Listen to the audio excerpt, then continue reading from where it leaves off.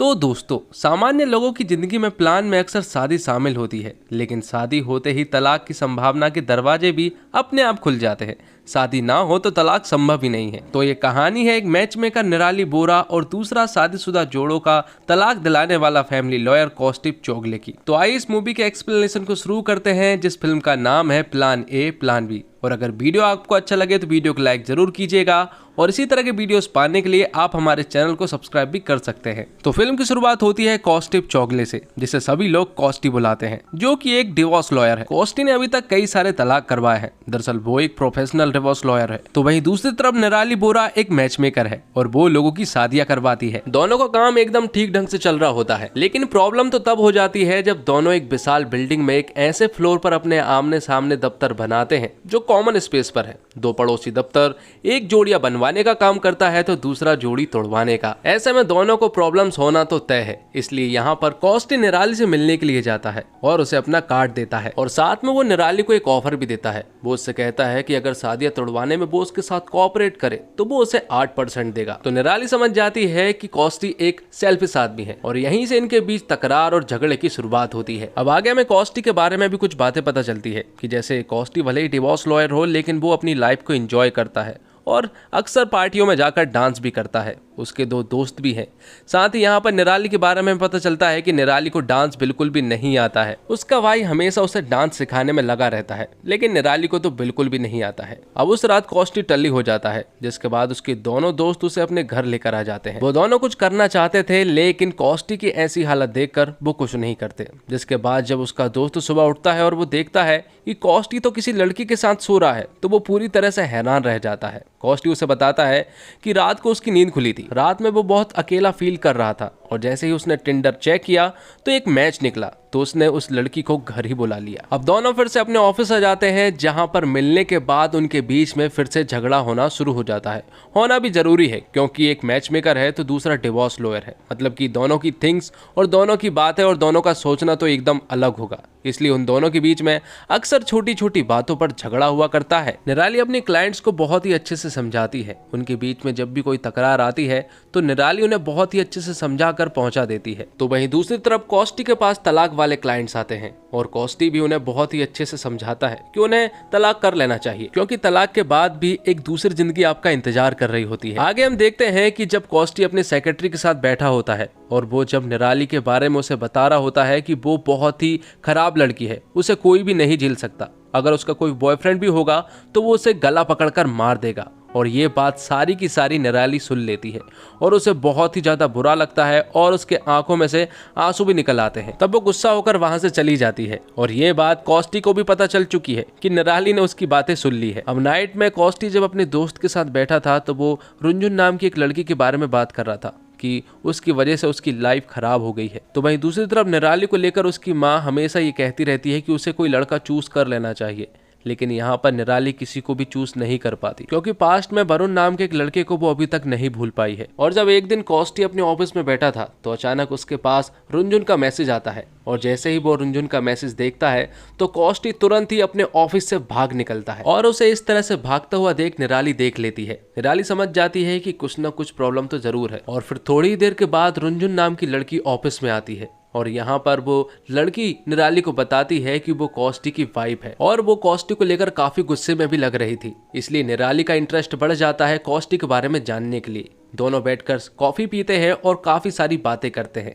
यहाँ पर रुंजुन उसे कौस्टी के बारे में कई सारी बातें बताती है। वो बताती है कि कौस्टी छोटी छोटी बातों को लेकर काफी ज्यादा पजेसिव रहता है, जैसे कि अगर खाने में एक छोटी सी इलायची भी निकल आए तो वो पूरे खाने को चेक करेगा, तब तक खाना ठंडा ही भला क्यों ना हो जाए। और अगर किसी दिन उसका खाना बनाने का मन हो गया तो आप किचन में तब तक नहीं जा सकते जब तक कि खाना बनकर बिल्कुल तैयार ना हो जाए। तो रुंजुन यहाँ पर निराली को कौस्टी की कई सारी ऐसी छोटी छोटी बातें बताती है। साथ में वो उसे ये भी कहती है कि वो उसे डिवोर्स लेना चाहती है और हमेशा उसके पीछे पड़ी रहती है, लेकिन वो किसी तरह बहाने बनाकर भाग जाता है। तो यहाँ पर रुंजुन निराली को रिक्वेस्ट करती है और उससे कहती है कि आप दोनों एक ही ऑफिस में रहते हैं, इसलिए वो उसे समझाए। अब रात हो चुकी थी और कौस्टी को ये बात पता चल चुकी थी कि रुंजुन जा चुकी थी, इसलिए वो ऑफिस में लैपटॉप लेने के लिए वापस आया था। लेकिन वापस आने पर वो देखता है कि अभी तक निराली भी नहीं गई है और वो कॉस्टी का ही इंतजार कर रही थी।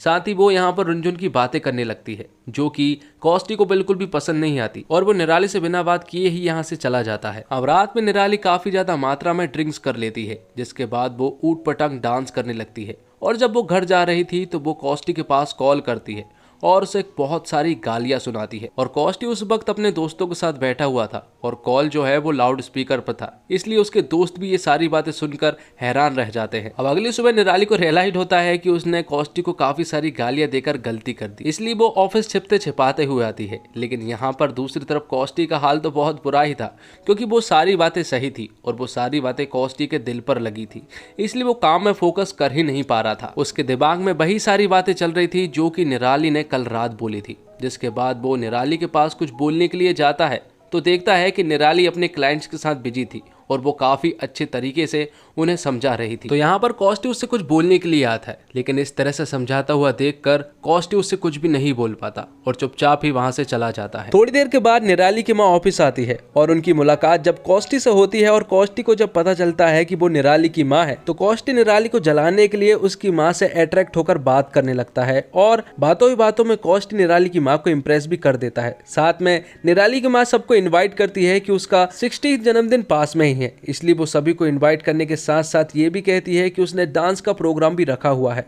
इसलिए सभी को यहाँ पर आना होगा। लेकिन यहाँ पर निराली की माँ देखती है कि कॉस्टी और निराली के बीच में बिल्कुल भी नहीं बनती और वो आपस में खूब झगड़ते भी हैं। तो निराली की माँ कॉस्टी और निराली से एक वादा लेती है कि जब तक उसका जन्मदिन पूरा नहीं हो जाता तब तक वो ठीक से रहेंगे और झगड़ा बिल्कुल भी नहीं करेंगे। आगे हम देखते हैं कि निराली के माँ के जन्मदिन की तैयारियां शुरू हो चुकी थी। सभी लोग डांस की तैयारियां कर रहे होते हैं और यहाँ पर कॉस्टी सभी को डांस सिखा रहा होता है, क्योंकि उसे डांस काफ़ी अच्छे तरीके से आता है। यहाँ पर वो दोनों आपस में लड़ भी नहीं रहे थे, अब दोनों काफ़ी अच्छे तरीके से बात करने की कोशिश में लगे हुए थे और वो उसमें कामयाब भी हो रहे थे। कुछ दिन बाद निराली की मुलाकात होती है कॉस्टी के दोस्त से। यहाँ पर वो उसे बताता है कि कॉस्टी बहुत ही अच्छा आदमी है, अगर उसे समझने की कोशिश की जाए तो तुम्हें भी पता चलेगा कि कॉस्टी बहुत ही अच्छा आदमी है। अब एक रात मैच मेकिंग क्विज के लिए निराली को कोई भी नहीं मिल रहा था, इसलिए वो कॉस्टी की हेल्प लेती है और यहाँ पर दोनों क्विज खेलते हैं जिसमें कि मैच मेकिंग वाले सारे क्वेश्चंस इंक्लूड थे। तो वो दोनों यहाँ पर मैच मेकिंग के सारे क्वेश्चंस के आंसर देते हैं, जिसके बाद रिजल्ट को जब वो निकालते हैं तो उनका परसेंटेज काफ़ी लो था और वो था 35%। ये चीजें देखकर कॉस्टी को बिल्कुल भी पसंद नहीं आती। वो कहता है कि हमें एक बार और क्विज करना चाहिए। तो यहाँ पर निराली उससे कहती है कि 35% हमारे लिए बहुत है। उसे तो ऐसा लग रहा था कि शायद हमारा रिजल्ट 0% आएगा। और ये बात सुनने के बाद निराली और कॉस्टी इमरान हाशमी बन जाते हैं, जिसके बाद दोनों घर आ जाते हैं और वो इंटीमेट होने ही वाले थे कि तभी कॉस्टी की नज़र अपनी वाइफ रुनझुन की फ़ोटो पर जाती है और वो रुक जाता है और वो निराली से कहता है कि ये सब चीज़ें हमें शायद बाद में करनी चाहिए। और वो अगले दिन एक होटल में जाने का प्लान बनाते हैं। अगले दिन से निराली काफ़ी खुश लग रही थी और कॉस्टी के कॉल का इंतजार भी कर रही थी, लेकिन कॉस्टी ऑफिस नहीं आया था। इसी तरह से 1-2 दिन निकल जाते हैं, लेकिन कॉस्टी का कोई भी अता पता नहीं था और इन सब के कारण निराली को काफी ज्यादा बुरा लग रहा था। उसे ऐसा लग रहा था कि कॉस्टी ने उसे चीट कर गया हो, क्योंकि इसी तरह से 3 से 4 दिन गुजर चुके थे। यहाँ पर जन्मदिन की पार्टियों की तैयारियां भी हो रही थी और उन सभी को भी कॉस्टी की फिक्र हो रही थी, लेकिन 4 दिन बीत चुके थे लेकिन कॉस्टी का कोई भी अता पता नहीं था और निराली जो है वो पूरी तरह से टूटने लगी थी, क्योंकि उसे कॉस्टी से प्यार हो चुका था। अब 4 दिनों के बाद कॉस्टी जब ऑफिस आता है तो वो एकदम नॉर्मल बिहेव करता है, जैसे कुछ हुआ ही ना हो। और यहाँ पर निराली भी उससे कहती है कि कुछ नहीं हुआ है। निराली भी उसे कुछ नहीं बताती कि वो उसे मिस कर रही थी और उसका इंतजार कर रही थी। आगे हम देखते हैं कि जब कॉस्टी अपने दोस्त के साथ बैठा हुआ था तो वो उसे बताता है कि उन 4 दिनों में वह कोलकाता रुनझुन से मिलने के लिए गया था। तो अब उसी रात निराली की माँ का जन्मदिन था। सभी लोग बहुत खुश थे, सारी तैयारियां हो चुकी थी। जन्मदिन मनाने के बाद यहाँ पर एक डांस परफॉर्मेंस भी होने वाला था, जिसके जजेस थे निराली और कॉस्टी।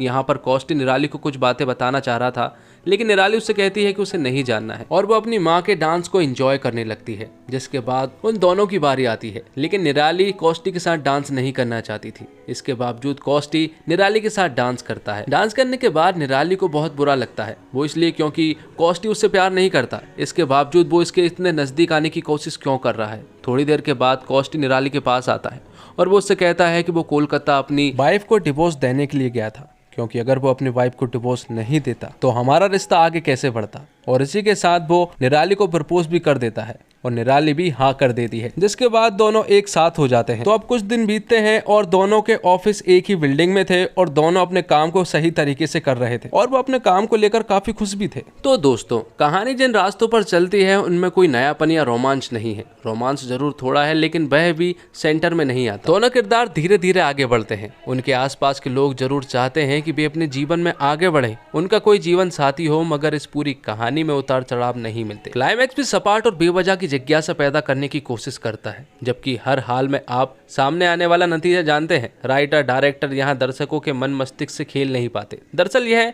प्लांट सेट ऑफ बालिक फिल्म है और इन दिनों बॉलीवुड इसी से संघर्ष कर रहा है कि फिल्म बनाए या प्रोजेक्ट का असर एक्टर पर भी पड़ता है और वे अपने अभिनय को सीमाओं में बांध लेते हैं।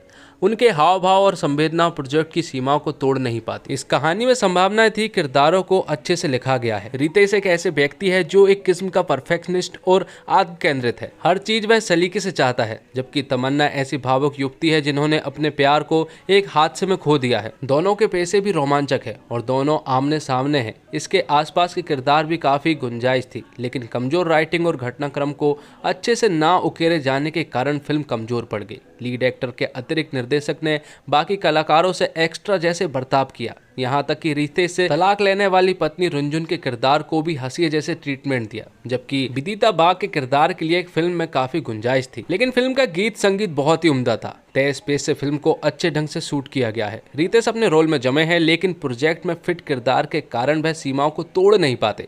बावजूद इसके वह दर्शकों को बांधने में कामयाब रहे हैं। तमन्ना भाटिया भी अपने रोल में ठीक है। बबली बाउंसर के बाद 10 दिन के अंदर उन्हें उनकी दूसरी फिल्म मिली, लेकिन दोनों में वह गहरा असर नहीं छोड़ती। छोटी सी भूमिका में विदिता बाग प्रभावी है। 2-2.5 दृश्य उनके हिस्से में है। अगर आपके पास समय है और आप फार्मूला राइटिंग वाली यह फिल्म सिर्फ रितेश के लिए देखना चाहते हैं तो प्लान बना सकते हैं, या फिर आप इस फिल्म का एक्सप्लेनेशन भी देख सकते हैं। तो दोस्तों, उम्मीद करता हूँ आपको वीडियो पसंद आई होगी। वीडियो पसंद आई हो तो वीडियो को लाइक जरूर कीजिएगा और इसी तरह के वीडियोस पाने के लिए आप हमारे इस चैनल को सब्सक्राइब भी कर सकते हैं, ताकि आपको इसी तरह के लेटेस्ट और फ्रेश कंटेंट मिलते रहे। मिलते हैं एक और धमाकेदार वीडियो के साथ। तब तक के लिए आप हमारे इस चैनल के साथ बने रहिए। धन्यवाद। जय हिंद, जय भारत।